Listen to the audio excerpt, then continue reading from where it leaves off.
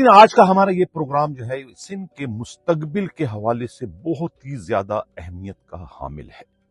आज के इस प्रोग्राम में हम सदर मुमलिकत आसिफ अली जरदारी की एक बहुत बड़ी मुफाहमत पर बात करेंगे। इसे मुफाहमत कहा जा सकता है या कि सिंध धरती के साथ एक बहुत बड़ा धोखा, यानी किस तरीके से जो है मुफाहमतों के शहनशाह जिले सुबानी सदर मुमलिकत आसिफ अली जरदारी जो है एक तरीके से अपनी सियासी जिंदगी का सबसे बड़ा जुआ खेलने जा रहे हैं, महज अपने फर्जंद बिलावल जरदारी भुट्टो को इस मुल्क का वजीर आजम बनाने की खातिर।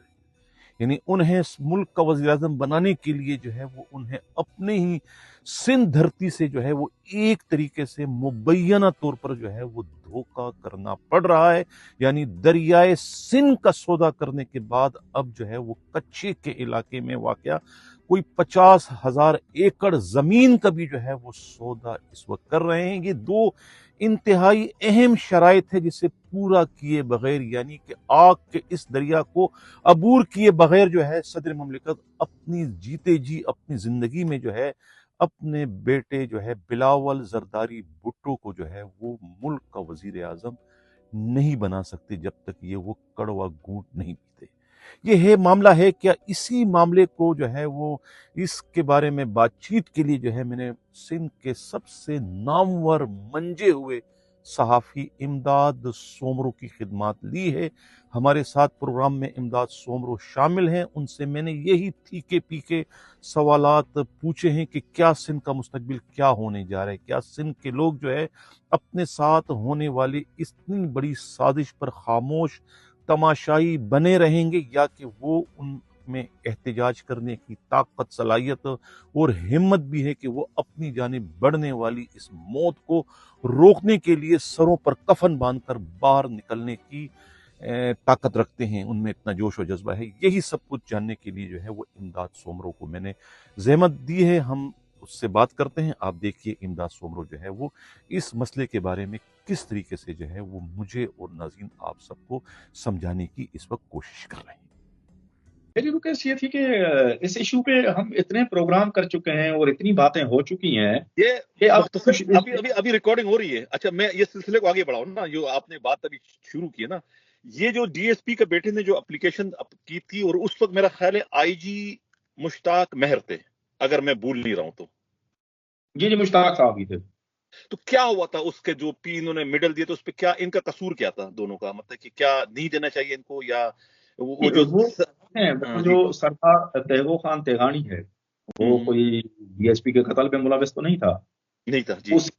उसकी बिरादरी के लोग थे जिन पर इल्जाम था। इल्जाम भी साबित नहीं हुआ, लेकिन डीएसपी के बेटे ने जब ये मौक़िफ़ अख्तियार किया कि जो सरदार है जिसकी बिरादरी ने मेरे वालिद को कत्ल किया है, शहीद किया है, और उसके सरदार को इनाम नहीं देना चाहिए, तो उस पर नापसंदीदगी का इजहार किया था उस वक्त के आईजी ने।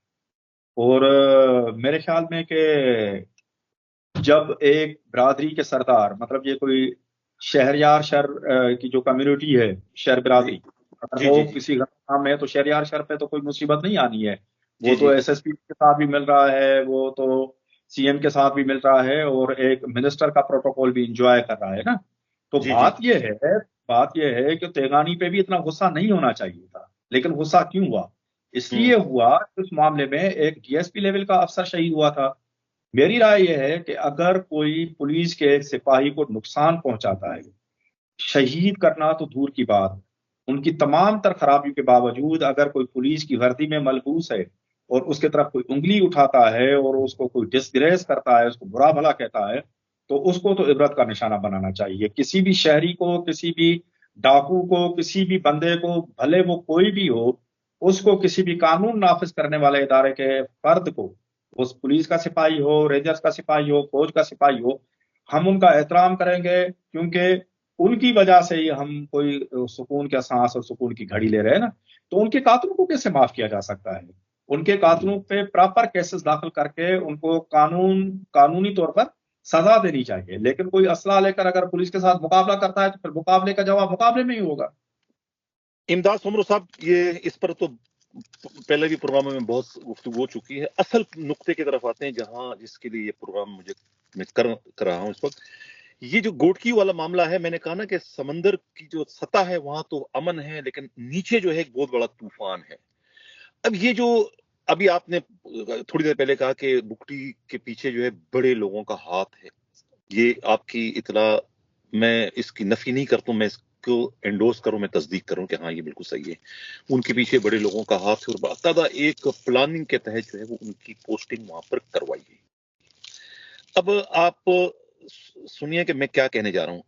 ایک معاہدہ ہوا ہے ایوان صدر میں، پچھلے پروگرام میں بھی ہم ذکر کر چکے تھے عرصہ کا، یعنی کہ سندھ کے پانی کا، دریائے سندھ کا، کہ دریائے سندھ پر جو ہے وہ ایک سمجھوتا ہو چکا ہے.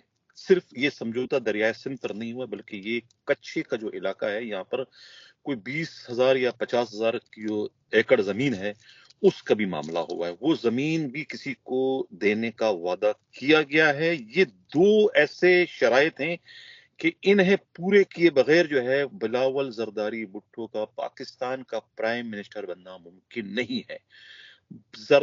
بلاول زرداری بھٹو کو جو ہے پاکستان کا پرائم منسٹر بنانے کے لیے یہ کڑوا گھونٹ پیا گیا ہے، یا دوسرے معنوں میں جو ہے وہ سندھ دھرتی کا مبینہ طور پر جو ہے وہ سودا کرنے کی کوشش کی گئی ہے، دریائے سندھ کے پانی میں سے 6 کنال نکالنے کے شکل میں. اور دوسرا جو یہ کچھے کا علاقہ جہاں اس وقت ڈاکوؤں کی آماجگاہ ہے، یہ کہتے ہیں نا کہ ڈاکو کو خدا نخواستہ یہ کوئی سندھ کہ لوگوں پر کوئی احسان نہیں کیا جا رہا ہے کہ سندھ سے جو ہے ڈاکو کلچر کا خاتمہ کیا جا رہا ہے. جس طریقے سے بلی اگر آپ نے گھر میں پال رکھی ہے، بلی اگر چوہے کھا رہی ہے تو خدا نخواستہ وہ بلی آپ پہ احسان نہیں کرے، چوہا کھانا تو اس کی خوراک ہے، وہ تو اپنی پیٹ بھر رہی ہے.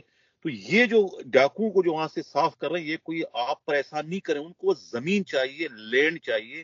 اس زمین کو حاصل کرنے کے لیے پانی کا بندوبست کر لیا کہ بنجر زمین کو آپ نے آباد کرنے کے لیے آپ کو پانی چاہیے. وہ آپ کے دریائے سندھ پر انہوں نے جو ہے وہ اپنا جو ہے وہ شب خون مار دیا، ایک معاہدہ ہو چکا ہے. اب یہ معاہدے کی جو دوسری کڑی ہے وہ آپ کی یہ کچھے کی زمین پر قبضہ کرنا ہے، اور قبضہ اس وقت تک ممکن نہیں ہے جب تک کہ کچھے کے ڈاکوؤں کو آپ چاہے ریلیف دیں، چاہے آپ انہیں معاف کر دیں، چاہے آپ ان کو گلے لگا دیں، چاہے آپ ان کو کیسے بھی نکال دیں، آپ کو زمین چاہیے. تو اب اس سارے مقصد کے لیے یہ ایک اسٹیج جو ہے وہ سجایا گیا ہے. یہ میری اطلاع ہے، اس لیے میں نے کہا تھا کہ یہ جو 3 رکن کمیٹی کی جو رپورٹ ہے، اس رپورٹ پر جو ہے سندھ حکومت کے مستقبل کا دار مدار ہے. یہ رپورٹ جو ہے یہ ڈسکرائب کرے گی سندھ حکومت کے مائنڈ سیٹ کا، کہ سندھ حکومت جو ہے کچھے کے ڈاکوؤں کے خلاف کارروائی کرنے میں سنجیدہ ہے یا نہیں. سندھ حکومت کو بھی اس حقیقت کا علم ہے کہ یہ معاملہ ہے کیا، لہذا وہ ریزسٹنس مزاحمت کرے گی کسی اور شکل میں.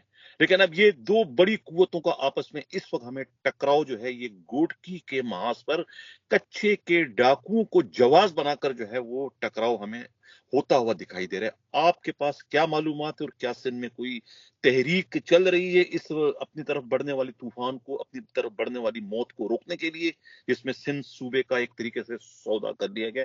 آپ کیا کہتے ہیں اس پر؟ یہ بہت ہی بالکل اہم اور آپ نازک اور بہت خطرناک قسم کا سوال ہے جس پر سندھ کے مستقبل کا دار و مدار ہے. آپ کیا کہتے ہیں؟ آپ بالکل بجا فرما رہے ہیں کہ سندھ کی طرف یہ موت کا ایک پیغام ہے، جس پر سندھ کے جو 5 کروڑ عوام ہے، بھلے ان کا تعلق جو عوام ہے، کارکن ہے، جی پیپلز جی پارٹی سے تعلق ہو، ان کا تعلق کسی مذہبی جماعت سے ہو، ان کا تعلق کسی قوم پرست سے ہو جماعت سے، وہ صحافی ہو، وہ شاعر ہو، ادیب ہو، سندھ کے 5 کروڑ لوگ اس پہ یونائٹ ہیں. اور دوسری بات یہ ہے کہ صدر کا عہدہ علامتی عہدہ ہے، یہ صدر کے ڈومین ہی نہیں ہے، اختیار ہی نہیں ہے کہ وہ کینالوں کا فیصلہ کرے اور کسی کو زمین دینے کا فیصلہ کرے. یہ آصف زرداری کے دائرہ اختیار میں بات آتی ہی نہیں ہے کہ وہ یہ فیصلہ کرے. یہ بالکل غیر قانونی، غیر آئینی فیصلہ ہے، اور اس میں پیپلز پارٹی کی ایک منافقت بھی ظاہر ہوتی ہے کہ وہ زرداری ایک فیصلہ کرتا ہے اپنے بیٹے کو اقتدار میں لانے کے لیے. سندھ کے عوام ایسے اقتدار پر تھوکتی ہے، وہ اقتدار کسی کو ملے یا نہ ملے سندھ کی عوام کبھی بھی قبول نہیں کرے گی. اس سے زیادہ خطرناک دور بھی ہم نے دیکھے ہیں کہ پرویز مشرف جیسا ایک جابر اور ظالم حکمران تھا، تو اس نے کالا باغ ڈیم بنانے کا فیصلہ کیا، تو سندھ کے عوام نے ایک لازوال جدوجہد کر کے پرویز مشرف کو ان کے منصوبوں سمیت زمین میں دفن کر دیا. وہ زمین میں دفن ہو گیا. ثاقب ناصور جیسے چیف جسٹس ختم ہو گئے اس फना हो गए और तारीख के कूड़ेदान का हिस्सा बन गए, लेकिन वो कालाबाग डैम कभी भी नहीं बना सके। बिल्कुल इसी तरह सिंध की जमीन का सौदा, सिंध का जब तक 5 करोड़ सिंधी जिंदा हैं, एक फर्द भी जिंदा है, ना जहां पर कालाबाग डैम बनेगा, ना इस सिंधु दरिया से 6 कैनाल निकलेंगे, ना सिंध की जमीन किसी को मिलेगी। तहरीक का आगाज हो चुका है और इसमें मुझे पीपल्स पार्टी बहती हुई नजर आ रही है। उसकी जो बोतबरी कायम है, सिंध के लोगों पे कायम है, सिंध के लोगों के वोटों पे कायम है, वो इनकी बोतबरी भी खत्म हो जाएगी। वो पंजाब से खत्म हो गए अपनी इन हरकतों की वजह से, केपी से खत्म हो गए, बलूचिस्तान में बिल्कुल भी नहीं है, वहां तो कंप्रोमाइज्ड है।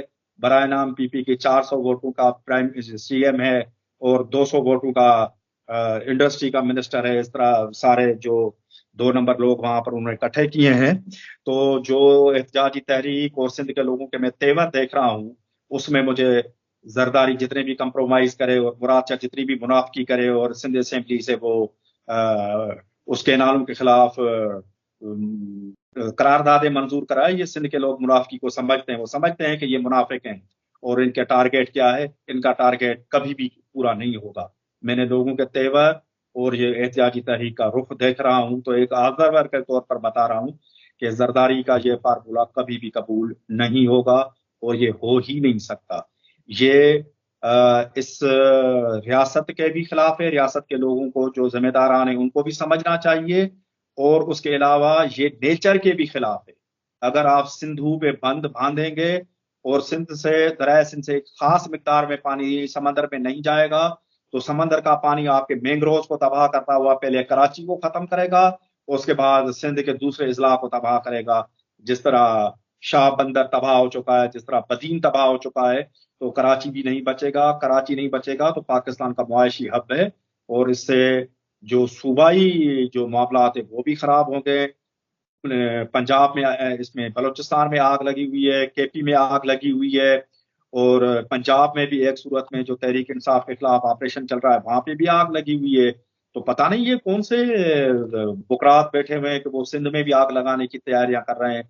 वो नहीं चाहते कि पाकिस्तान के किसी इलाके में कोई आदमी सुकून का सांस ले। अगर इस तरह है तो फिर एक पूरे पाकिस्तान के किसी भी कोने में अमन अमान और सुकून नहीं होगा, तो सिंध में भी ये बदअमनी शुरू हो जाएगी, एहतजाजी तहरीक शुरू हो जाएगी। आपके ख्याल में ये कब से तहरीक शुरू कर रहे हैं? कोई ऐलान इन्होंने किया? आज जब हम बात करें तो ये 30 अक्टूबर है। आज सखर के मुकाम पर सिंध तरक्की पसंद पार्टी है, तो वो धरना दे रही है। उन्होंने 4 धरनों का ऐलान किया है। वहां पर वो जो मेन नेशनल हाईवे है, जो पाकिस्तान की मेन आर्टरी है, उसको वो आज बंद करेंगे। उसके बाद जो पीडीए है, जिसमें पीर साहब पगाड़ा, साईं जैन शाह, अयाज लतीफ पली, जो बड़े बड़े नाम उसमें शामिल हैं, उन्होंने भी तहरीक का बदीन से आगाज कर दिया है। तो आइंदा चंद दिनों में ये मुझे तहरीक एक बड़ी तहरीक और तूफान का पेशखेमा नजर आ रही है। आपके ख्याल में ये तहरीक जो है, क्या हुक्मरानों को जो है वो अपना फैसला जो है वो मुलतवी करने या फैसला इल्तिवा में रखने या फैसला तब्दील करने पर मजबूर कर सकती है? इस किस्म की तहरीक ये बन सकती है? जी इमदाद साहब। मैं समझता हूं कि सिंध के लोगों का जो पॉलिटिकल शऊर है, तो जिन्होंने मादी में जितने भी बड़े बड़े खतरनाक सिंध पे हमले हुए, कालाबाग डैम की शक्ल में, मुख्तलिफ शक्लों में, तो सिंध पे एक बड़ा तहरीक आएगी और ये फैसला हुक्मरानों को बदलना पड़ेगा। बहुत शुक्रिया इमदाद सोमरो साहब वक्त देने का। इंशाल्लाह आपसे फिर गाय बगाए जो है वो मुलाकात होती रहेगी। इसी के साथ नाज़रीन इजाजत हैं। अल्लाह हाफिज।